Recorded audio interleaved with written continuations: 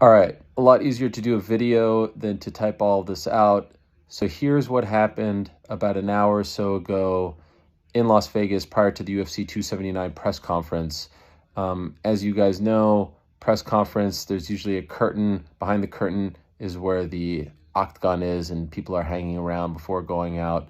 Well, before going out, behind the curtain, there's Hamza Chimaev and his team. There's Kevin Holland and his team. They've been exchanging some words as of late, and they started to exchange some words, and they got very close to each other and were kind of pushing each other and whatnot. No real physical activity, so to speak, in terms of like serious kicks, punches landed, but there was definitely some physicality, if you will.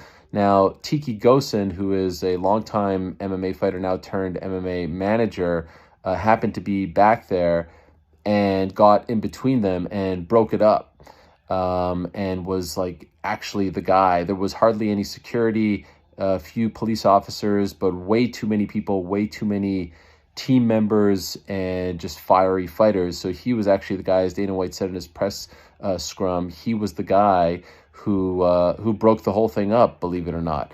And then Nate and his team show up, and as the whole thing between Holland and Chimaev dies down, they see Tiki standing next to Chimaev. Nate and his team go a long way with Tiki and are kind of confused about that, unhappy about that. Words, exchanged, uh, things exchanged back and forth, and then all of a sudden water bottles are being thrown, and I guess there were some people who were upset about where Tiki was standing and the things that were being said back and forth. So then the whole thing gets out of hand, water bottles being thrown. I believe Tiki got hit by a bottle or two, but not seriously hurt.